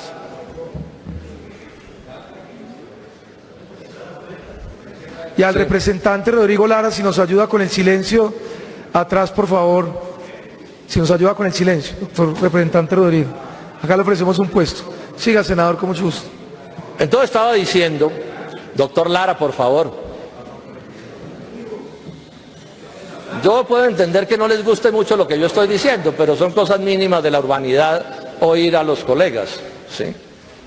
Entonces estaba diciendo que el primer contrato es una vía, este detalle técnico es clave, ¿o no se entiende? Es una vía que va de norte a sur de Puerto Berrío a San Roque. Y el segundo contrato es una vía que va de Ocaña a Gamarra, que va de oriente a occidente, o sea, que hace como una cruz al final, una vía y otra vía, ¿sí? El primero, con una licitación fraudulenta, pero con licitación al fin y al cabo. El segundo no tiene licitación, sino que el gobierno a dedo le adjudicó al consorcio de la Ruta del Sol ese segundo contrato. Y se supone que en ese segundo contrato hay un soborno de $4,5 millones. Y hay una adjudicación a dedo, que pudo ser la gran hazaña del que cuadró el soborno, que se dice que es Otto Bula.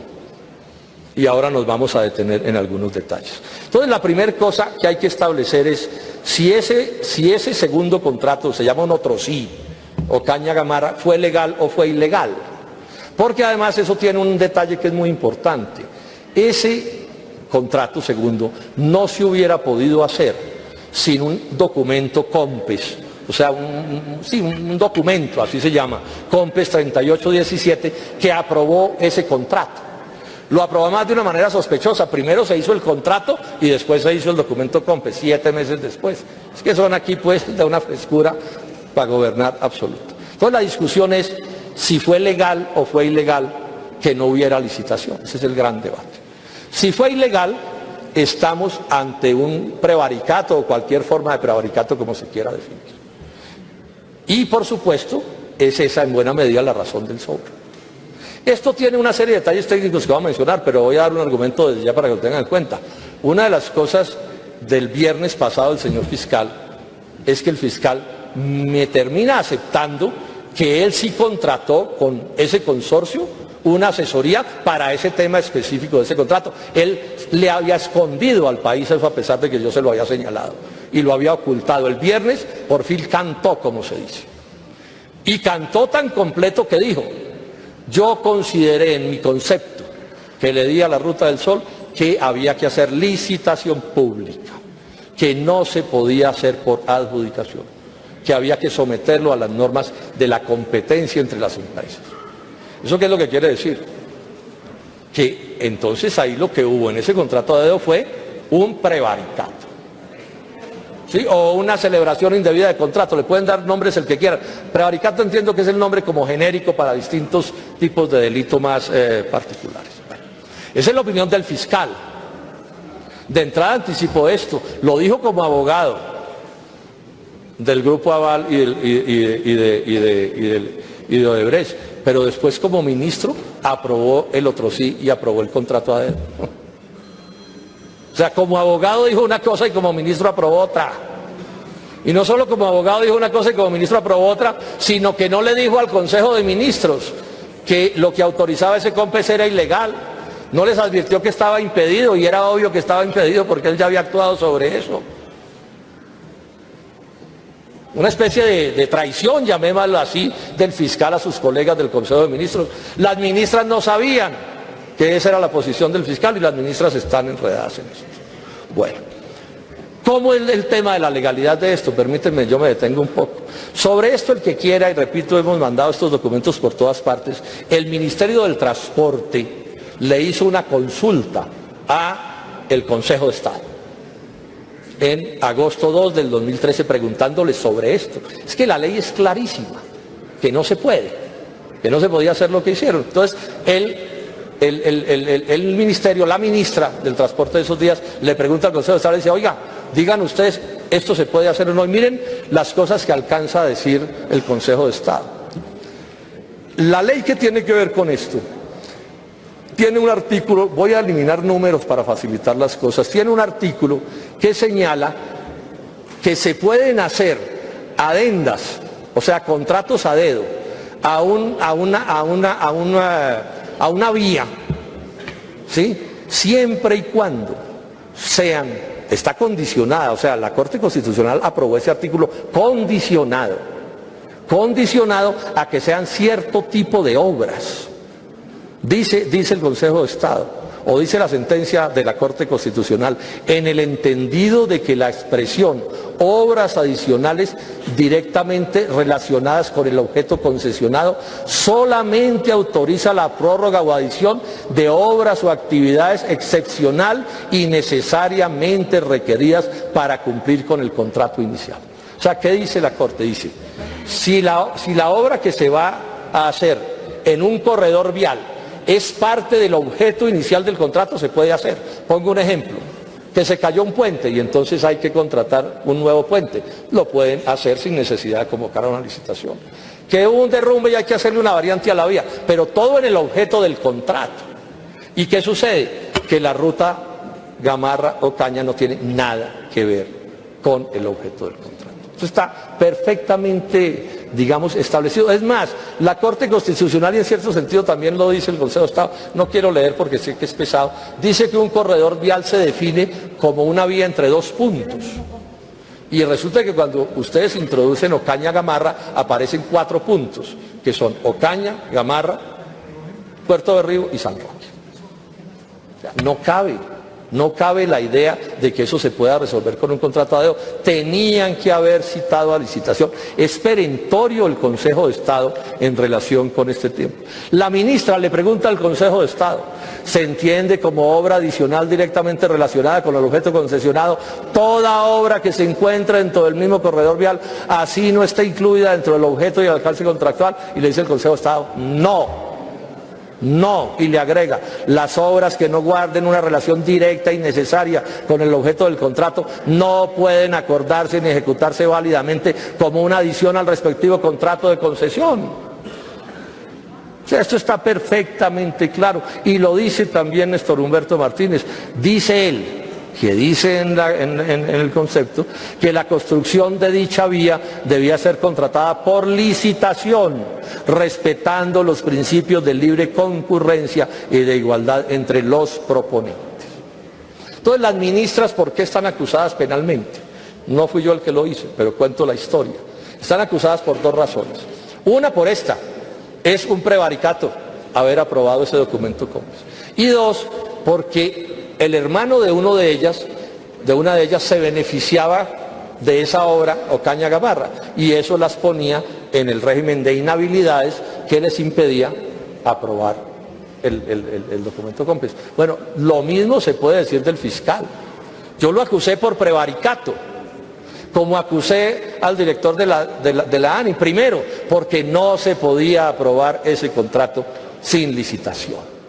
Y al señor fiscal en segundo término lo acuso por violación del régimen de incompatibilidades, porque él era contratista de Odebrecht y de Luis Carlos Sarmiento Angulo, es decir, del consorcio de la Ruta del Sol.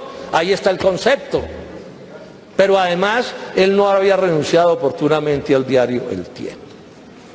Esa es entonces la historia de esto. Ahora, a mi juicio, lo peor de esta confesión del fiscal, bueno, primero confiesa que sí tiene relaciones que había ocultado, ¿no?, sistemáticamente, y sobre las cuales había mentido para agredirme. Pero además, les repito, como abogado dijo una cosa y como ministro hizo otra. Y no le avisó a sus colegas de gabinete que esta cosa estaba sucediendo. No sé si al director de la ANI le advirtió que no fuera a hacer eso. Y ojo con esto, este prevaricato le cae también al consorcio de la Ruta del Sol. O sea, el consorcio de la Ruta del Sol firma ese contrato de adjudicación a dedo sabiendo que era ilegal, porque su abogado de confianza, Martínez, a quien le pagó para que le diera un concepto, le dijo: no haga eso. Y entonces yo aquí pregunto, ¿hasta dónde subió la información en el Grupo Aval? En estos días el doctor Luis Carlos Sarmiento hizo el mismo chiste del presidente Santos, ¿no?, que era que se acababa de enterar. Bueno, la pregunta que le cae al doctor Luis Carlos Sarmiento, ¿de esto también se acaba de enterar? Sí, se acaba de enterar. Yo sé muy bien que él tiene fama de ser un gerente ultra cuidadoso y ultra detallista, y me dicen los que saben que es difícil encontrar una cosa que suceda en el Grupo Aval que él no la sepa. O sea que probablemente esto sí lo sabía. Ahora, no sabemos. Pero ¿quién lo tendría que aclarar? ¿La Fiscalía? ¿Néstor Humberto Martínez va a aclarar esta historia? Por favor, miren ustedes las cosas que están pasando. El segundo hecho que hay que mencionar de este contrato es que al consorcio le fue divinamente. Esto lo resumió Aurelio Suárez muy bien. Miren los hechos, los voy a leer rápidamente. El costo del primer contrato de la Ruta del Sol dio un promedio de costo por kilómetro de carretera de 5.000 millones. Este otro, la vía Ocaña Gamarra, les da 17.000 millones. El plazo de la concesión, que era 20 años, se volvió a 25. Las vigencias futuras, que estaban calculadas para el año 24 y 25, las pasaron para el 16, 17 y 18. Los peajes, que eran 5, se volvieron 7. A los peajes les impusieron un sobrecosto del 3% hasta lograr un 15% de sobrecargo. Y las utilidades son del orden del 23%, de acuerdo con los análisis. O sea, le fue bastante bien al que organizó el soborno. O sea, no perdieron la plata los de Odebrecht en este asunto. El otro aspecto que quiero mencionar sobre esto, señor presidente, es la actitud de la ANI de favorecimiento al consorcio. Yo al director de la ANI lo acusé de prevaricato por acción en el caso de este contrato que ya he mencionado, el de Ocaña Gamarra, y lo acuso de prevaricato por omisión, porque vamos a ver que no hizo nada de lo que tenía que hacer. O sea, en su función de defender los intereses públicos, no cumplió con sus deberes elementales. Bueno, digamos esto primero. Ese contrato de la Ruta del Sol ya era un contrato tragedia para la ANI. Con decirles esto, ese contrato se debió haber entregado finiquitado el 13 de febrero de este año, y a esa fecha llevaban el 52%, o sea, el incumplimiento era total. Y a mí no me sorprende que estuvieran en un gran incumplimiento por una razón que es obvia. Es que todos los negocios de Odebrecht a escala mundial hicieron crisis cuando metieron a la cárcel al presidente mundial. Eso tuvo repercusiones en todas partes, menos en el gobierno de Colombia. Aquí no pasó nada. Aquí siguieron como si el personaje lo hubieran llevado pues para el mejor hotel del mundo, a este pillo del presidente mundial de Odebrecht. De todos modos, el ministro del Transporte o la ministra y el ministro de Hacienda le hicieron un concepto al Consejo de Estado. Le pidieron un concepto al Consejo de Estado. Dijeron, bueno, ¿qué implicaciones tiene que hayan metido a la cárcel a ese personaje? O sea, ¿qué implicaciones tiene para los contratos en Colombia? Y entonces, no voy a leer los detalles, el Consejo de Estado les dice, en esas circunstancias, ese es un problema gravísimo, o sea, ese es una cosa que se sanciona de acuerdo con el ordenamiento jurídico colombiano. Se puede declarar una cosa que se llama la inhabilidad sobreviniente. O sea, ante el incumplimiento del contrato de Odebrecht por su acto de corrupción, la ANI o el Estado colombiano puede proceder apoyado en esa inhabilidad sobreviniente, dice el Consejo de Estado en dos conceptos a dos ministerios distintos. ¿Eso qué quiere decir? Traducido al lenguaje corriente, que la ANI quedó con unos poderes inmensos para hacer lo que quisiera en ese contrato. Pues, o hacer mucho en ese contrato. Pudo, si hubiera querido, ordenarle a Odebrecht ceder su contrato o la parte del contrato. Pudo declarar la terminación del contrato. Pudo pedirle al Tribunal de Arbitramiento, que estaba establecido porque había un pleito entre Odebrecht o entre el consorcio y el gobierno por los incumplimientos, pudo pedirle al tribunal que declarara la nulidad del contrato. Y la ANI, por razones de sus normas generales, también podía declarar la caducidad por incumplimiento y hasta la terminación unilateral del contrato. Y la pregunta es esta: ¿qué hizo la ANI? Nada. Nada. O sea, siguieron como si no hubiera pasado nada. A pesar de que tenían la autoridad legal para hacerlo, de acuerdo con las normas y de acuerdo con el concepto del Consejo de Estado. No hizo nada. Bueno, ¿cómo se terminó este contrato? Esto es de las cosas más escandalosas que ha sucedido en esta historia. Que ha sido, hay que reconocerles, ha sido debidamente tapada por los grandes poderes de este país, y los incluyo a todos. ¿Qué sucedió? Que la ANI terminó sentándose con el consorcio, con los del Grupo Aval y con los de Odebrecht, a negociar una cosa que se llama una terminación del contrato por mutuo acuerdo. O sea, como si no hubiera pasado nada. Como si un par de socios tienen un negocio y por alguna razón, que uno se enfermó y no sé qué, en una situación amistosa, se sientan y dicen, hombre, tú coges esto, yo coge esto, y se acaba el asunto. Bueno, así se sentó la ANI con el consorcio, con el Grupo Aval y con Odebrecht. Y llegaron a un acuerdo que ahora lo voy a explicar, que es el colmo. Pero inclusive incluyeron en el acuerdo que las dos partes renunciaban a acciones judiciales o demandas de la una contra la otra. Y no se nos olvide que a esta hora Odebrecht no tiene una sola sanción en Colombia, de nada, y quedaron absueltos. El Estado colombiano se comprometió con ellos a no demandarlos, o por lo menos la ANI se comprometió con ellos. Ahora, ¿cuál es el arreglo? A ver cómo nos fue en el arreglo. O sea, los pillos nos roban, nos maltratan, nos hacen de todo, nos corrompen a este país, y cuando llega la hora de que, bueno, el gobierno a ver los coge, ¿qué hacemos? Pónganle cuidado al acuerdo. Primero, la negociación entre el momento en que la SIC, la Superintendencia de Industria y Comercio, les dijo que tenían que actuar, ¿saben cuánto duró la negociación? 4 días hábiles. Un negocio que lo que liquidaron, lo que resolvieron, fueron 3.2 billones de pesos. Y que tenían, ustedes se imaginan, todos los enredos de como 500 kilómetros de carretera. Y eso lo pactaron el gobierno con los corruptos de Odebrecht y con el Grupo Aval en 4 días. ¿Cómo se defiende al Estado así? Bueno, ¿y cuál fue el acuerdo? Mutuo acuerdo, así se llama, mutuo acuerdo. Costo total de lo acordado, 3.2 billones de pesos. Para los bancos, o sea, plata asegurada para los bancos y asegurada por el Ministerio de Hacienda, 2.4 billones de pesos, de los 3.2. 2.4 billones. De esos, la mitad para los bancos de Sarmiento Angulo. O sea, los bancos de Sarmiento Angulo salieron del negocio indemnes, ilesos, ni se les cayó el sombrero.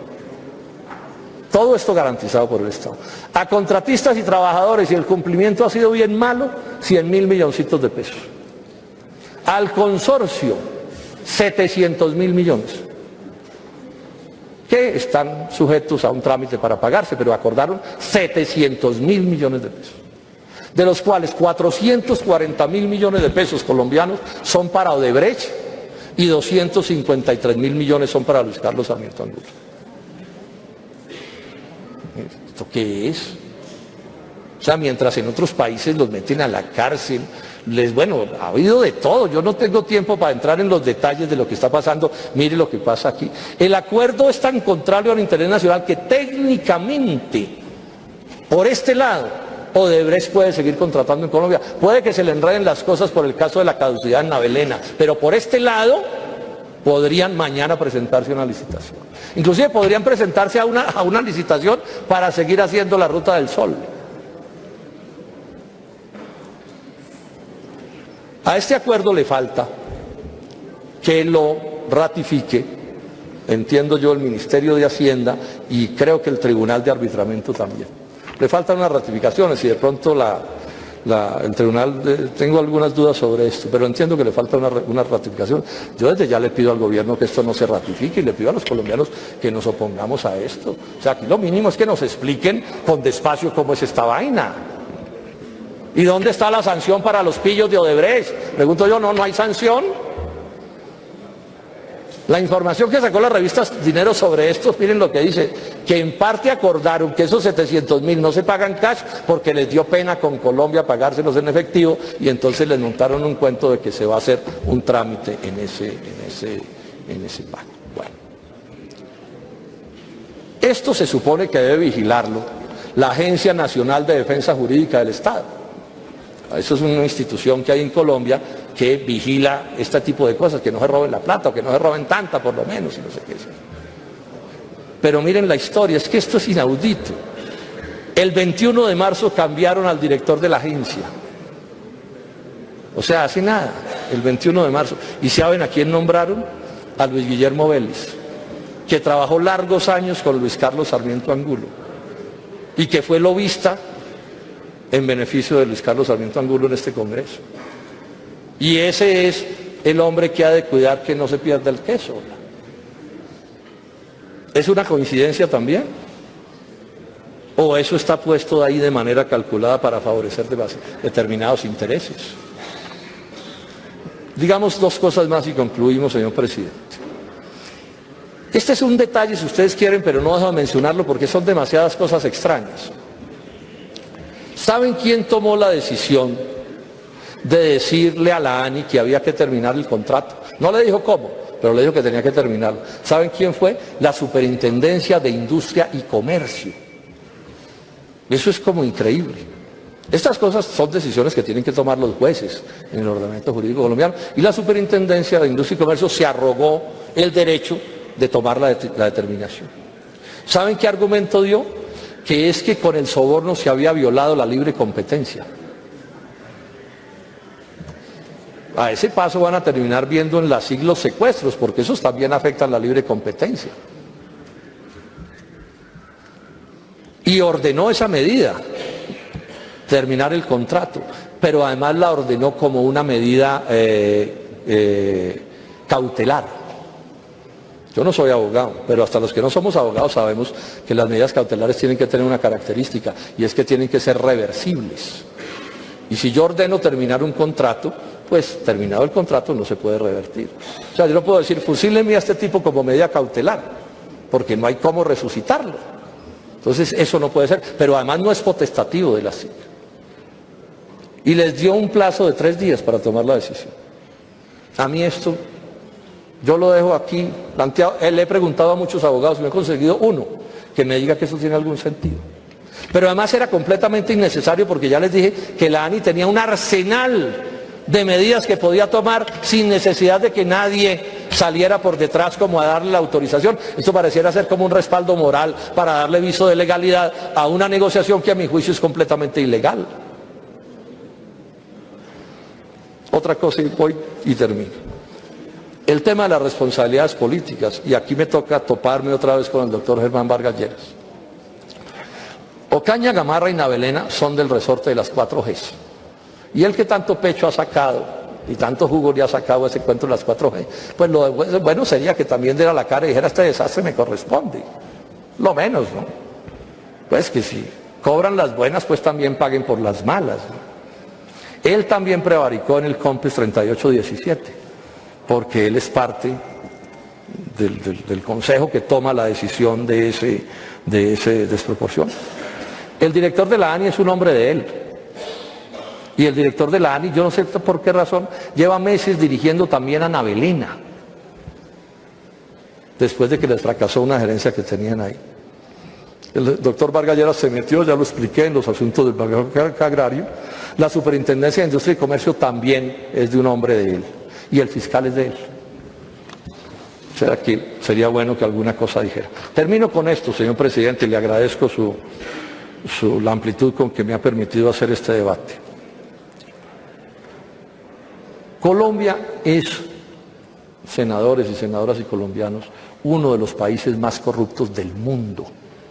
O sea, aquí no estamos dentro del promedio de la corrupción mundial, no, aquí estamos muy por encima de la corrupción mundial. O sea, aquí hay, digamos, una anomalía en relación con los demás países.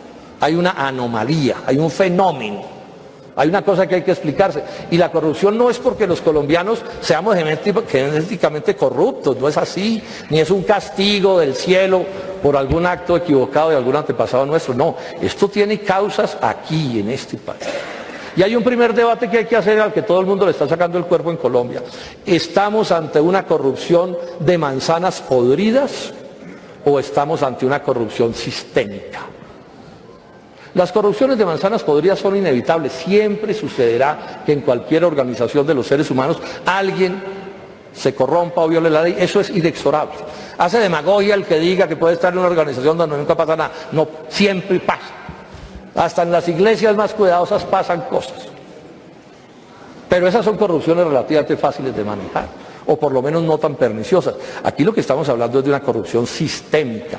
O sea, hay un sistema de corrupción operando en Colombia. En las palabras de Fernando Cepeda Ulloa, que no es del Polo, él dice que aquí más que corrupción lo que hay son auténticas organizaciones criminales nacionales. Dice, organizaciones criminales donde hay políticos, sector público y empresa privada. Donde hay criollos, nativos, nacionales y extranjeros. O sea, estamos hablando de un fenómeno de una gravedad realmente inaudita, de una corrupción que crece y crece y crece, y lo de Odebrecht, bueno, es que en este último año, Isagen, Reficar, etcétera, etcétera. Bueno, yo he planteado en un libro que publiqué sobre corrupción en estos días, un debate sobre este tema de las causas de la corrupción, que yo creo que es un debate que deberíamos hacer en Colombia todos los colombianos. Entonces, porque yo oigo por todas partes, no, es que tal medida, es que un articulito, no, la cosa es más complicada. Exagerando un poco he dicho que si un gobierno lo componen los 40 ladrones de Alibaba, pues no hay norma que sea capaz de corregir el fenómeno. O sea, entonces uno coge las mejores normas del mundo y pone a Pablo Escobar a administrar esas normas, y entonces las normas impiden que Pablo Escobar, o logran que Pablo Escobar deje de ser Pablo Escobar. No, eso no va a pasar. Aquí hay un problema grave. Ahora, mi tesis, que no es mía, la han planteado a su manera Rudolf Gómez, Guillermo Perry, Alejandro Gaviria, es que aquí cuando se creó el Frente Nacional hubo un acuerdo entre la élite económica del país y la élite política del país, en esos días liberalismo y conservatismo, para ganar y hacer política con corrupción, con clientelismo. ¿Y el acuerdo en qué consistía? En que la clase política podía hacer lo que se le diera la gana para ganar las elecciones, a cambio de que aquí en el Congreso y en todas partes le aprobara a la élite económica lo que fuera. Y entonces la clase política o alguna de ellas prosperó y la élite económica ultra prosperó. Imagínense el acuerdo, además porque el acuerdo estaba diseñado para que no pudieran perder las elecciones nunca. Pudieran gobernar de la peor manera y ganar las elecciones, porque las ganaban mediante el fraude. Y claro, eso fue degenerándose. 50 años de hervor de degeneramiento. Y estamos ya en una situación en que una campaña electoral aquí vale una suma tan alta que casi que es inevitable corromperse para hacerla. Porque esto en cierto sentido se volvió una batalla de chequeras. No, de chequeras no, de tulas, porque es con la plata en efectivo.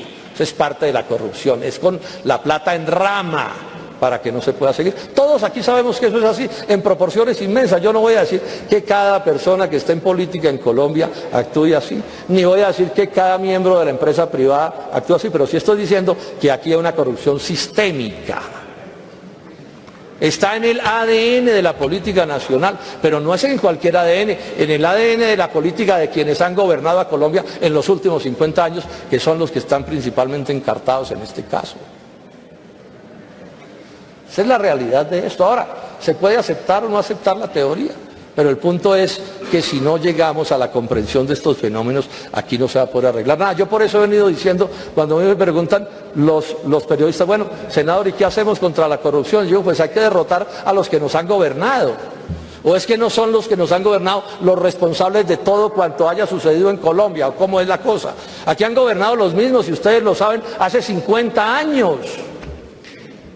Lo nuevo es que hay más nombres. Pero el tronco, el árbol es el mismo. Es más, ustedes bien lo saben, que hay gente, por ejemplo, del partido de la U que dice: yo soy del partido de la U, pero liberal o pero conservador. Así está montada esta cosa. Y todos sabemos que en el Centro Democrático les pasa lo mismo, en todas las partes les pasa lo mismo, porque los entronques son los mismos. Entonces aquí no hay otra opción distinta para corregir el problema de fondo, que derrotar a todos quienes nos han gobernado. Como conclusión, y termino, señor presidente, no voy a repetir, voy a leer unas cuantas conclusiones precisas. En otro país que no estuviera tan descompuesto como este, que no hubiera llegado a estados de degeneramiento tan grandes como el que ha llegado a Colombia, Santos ya se había caído de la presidencia de la República. O sea, uno puede tener un presidente al que le entra la plata de las transnacionales, reconoce que le entró y todo, aquí no pasa nada. Vargas Lleras no podría ser candidato presidencial. ¿Dónde está la responsabilidad política? ¿O entonces qué? Aquí no importa que la plata se haya perdido y que haya habido sobornos, etcétera, etcétera. La Unidad Nacional y el Centro Democrático estarían contra las cuerdas, dando explicaciones todo el día de sus actos. Luis Carlos Sarmiento Angulo sí que tendría que estar dando explicaciones. Todo su grupo, pero él, que es en últimas el beneficiario de todas estas historias de las que estamos hablando. El fiscal, además de impedido, ya habría tenido que renunciar. Esto es un bochorno. Yo por ahí en un artículo dije que es como una especie de noticia mundial, ¿no? Que en Colombia investigan al fiscal que investiga a Odebrecht. Esa es la realidad que debería haber en Colombia. Yo acusé al fiscal por violar la ley en el caso de las ministras, en el mismo caso. ¿Y qué? ¿Qué va a hacer el fiscal? Entonces se lo traslada a la Corte Suprema de Justicia el caso, y entonces la Corte Suprema de Justicia investiga al fiscal, y esa fue la Corte que lo nombró en un error de...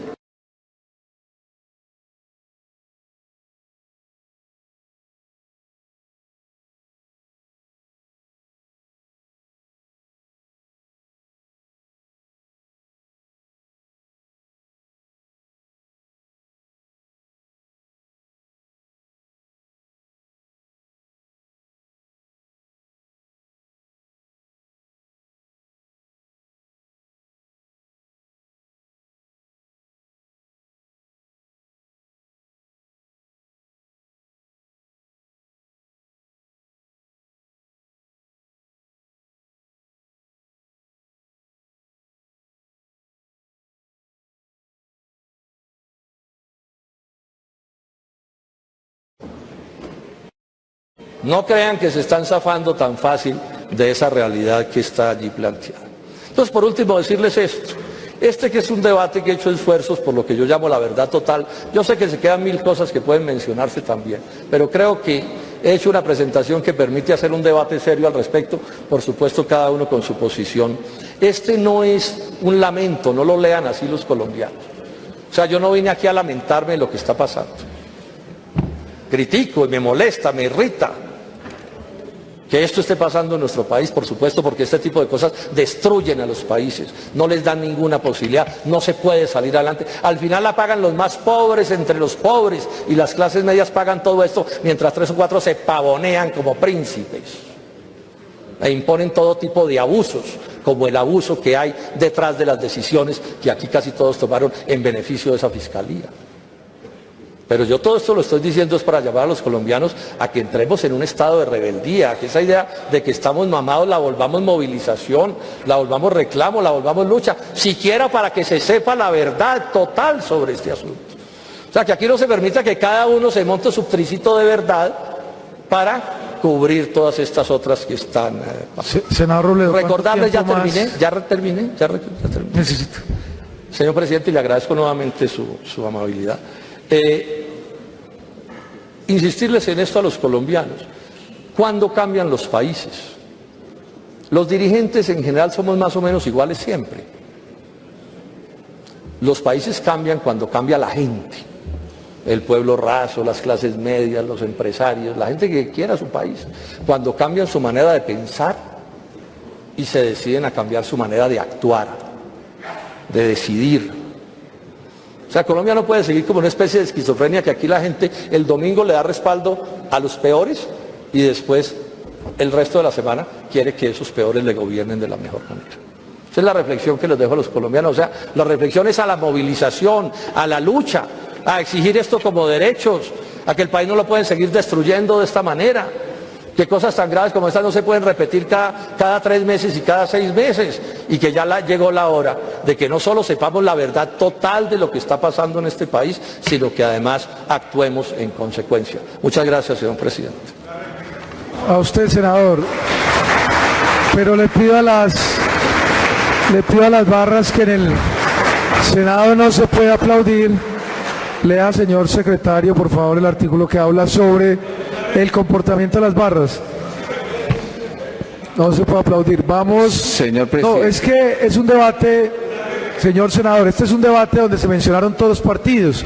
Entonces, claramente no hay derecho a réplica. Yo le voy a dar la palabra. Para usted y a muchos, senador. Entonces, yo le voy a dar la palabra cuando el Centro Democrático tenga el espacio. Tienen la palabra los citados. Tiene la palabra el ministro del Interior, si está presente. Tiene la palabra el señor ministro del Interior. Ahora se las doy.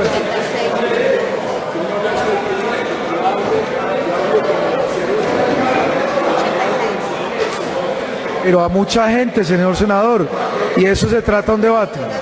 A los papás de Andrés García Zucardi, a muchos mencionó. Entonces, señor ministro de Transporte tiene la palabra.